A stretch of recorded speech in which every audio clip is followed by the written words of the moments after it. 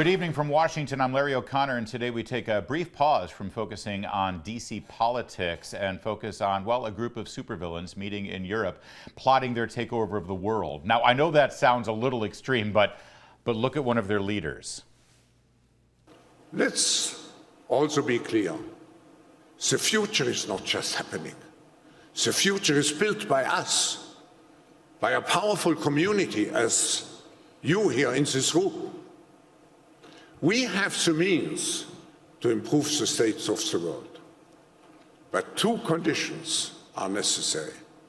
The first one is that we act all as stakeholders of larger communities, that we serve not our only self-interests, but we serve the community. That's what we call stakeholder responsibility. And second, that we collaborate. And this is the reason why you find many opportunities here during the meeting to engage into very action and impact-oriented initiatives to make progress related to specific issues on the global agenda. Wow, I mean, honestly, all that's missing is the wheelchair and the white cat that he strokes in his lap. I mean, it's out of central casting. Now, that was from May, but he's setting the stage for the conversation in Davos right now. Mark Morano is the executive director of ClimateDepot.com. In his book, The Great Reset, sort of warns about all of this stuff, specifically shot through the lens of what the governments rationalized in terms of taking away our freedoms during COVID. And now here we go with the climate crisis. Mark, thanks for joining us. Thank you, Larry. Happy to be here. Overstating the case here when I talk about these supervillains? I mean, they're using language like they're the chosen few who can sort of reshape our world in their vision. Yes, I mean, we control the future. And the two conditions are that these people who meet, they have to all sort of meet together and collude, but they also have to have every one of their interests at heart. But that translates, when he says the word stakeholder, that's basically a way to inject things that people don't vote for into capitalism, into free markets. And that includes a company won't be evaluated anymore on whether it's profitable, on whether it's meeting the needs of its investors, but instead on whether it's meeting the needs of sort of the woke progressive ideology. And that includes critical race, transgender, climate, and environmental virtue signaling. And that's what he wants to do, is transform the world to where you have no say and whether you want these kind of agendas or not, but that's the way every business and every school will be run. Well, and Mark, there's a lot of focus, and we're focusing on what they're saying. What's interesting to me here is what they're not saying. There's not a whole lot of conversation about individual liberty, freedom, self-determination, you know, all of the things that liberals, using the classic term of a liberal, used to embrace as the basis of our principles and values and ideals here in the Western world. No talk of that.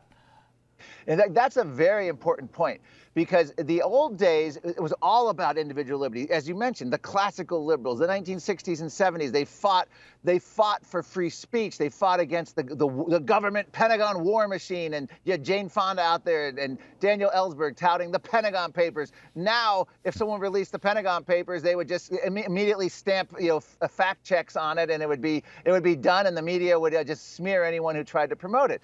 What's interesting, and even go back to that clip from Schwab, it's all about an external crisis that forces everyone to act in unison. And when you act in unison, there's no ability for dissent. Yeah. Dissent is the enemy of these crisis management. And the crisis, of course, is COVID. The crisis, of course, is climate and all the tentacles that supposedly causes. Yep, and if you have to use censorship or forcing you to lose your job or even jail time, like we saw in COVID, if there was anyone dissenting, that's what they'll do. Now, lest anyone believe that this is an entire conference of sort of your stereotypical people with Bavarian accents. Boy, what a repeat this is, talking about taking over the world. Of course, America is represented too. Here's our top representative, John Kerry.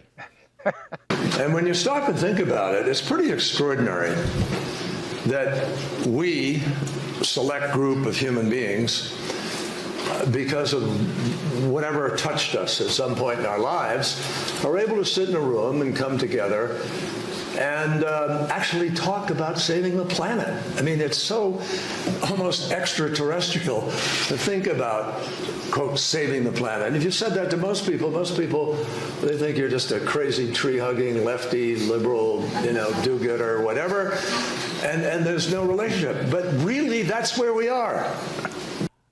Mark, that was literally what he said yesterday in Davos. And I got to ask you, what's worse here, that he believes that crap and he really does think that they are the chosen few to save the world, or that he's lying just so that they can maintain whatever control they want over our lives? Well, I think everyone can relate to someone. If he's lying, okay, he's just lying. He's a politician.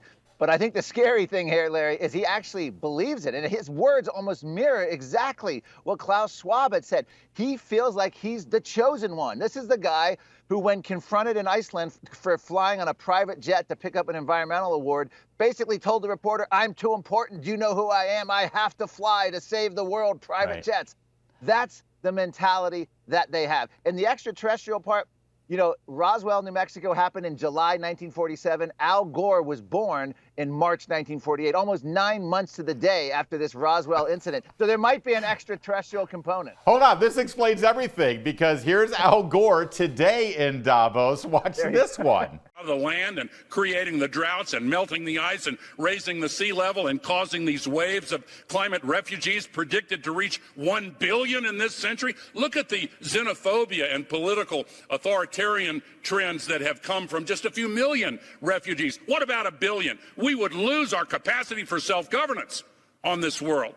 We have to act. So in answer to your question, I would say we have to have a sense of urgency much greater than we have yet had, and we need to make some changes. Well, there you go. Al Gore and John Kerry, the two biggest losers of the 2000s. Boy, did we dodge a bullet there. But what is he talking about? Xenophobia, political authoritarianism, refugees, all because of the climate, Mark. Yeah, this is an old story. This is he's like the new Paul Ehrlich. Of course, Paul Ehrlich's still around. 60 Minutes resurrects him, the overpopulation. But Al Gore is now stepping in as a younger version. They've been warning about these climate refugees for decades. So he's talking about 1 out of every 8 people on the planet being a climate refugee somehow. And I love the line where he says, it affects our capacity for self-governance. Well, here's what's so weird about it, Larry. Their solutions take away self-governance in order to prevent something that allegedly would cause self-governance. It makes no sense. Bingo. They're basically asking, give up all our freedoms, all our power, give up our freedom of movement, our freedom of eating, our freedom of energy use, so that they can save us from this dystopian world, but they're creating the dystopian world in order to save us. It's such a smart observation. Climate change is going to infringe on our ability for self-governance, and to keep that from happening, we need to infringe on your ability for self-governance.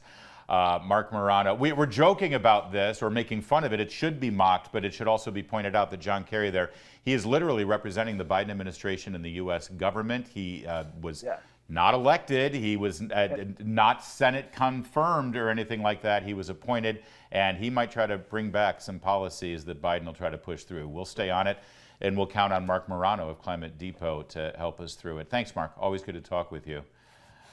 You're watching Salem News Channel. There's more to come on O'Connor Tonight.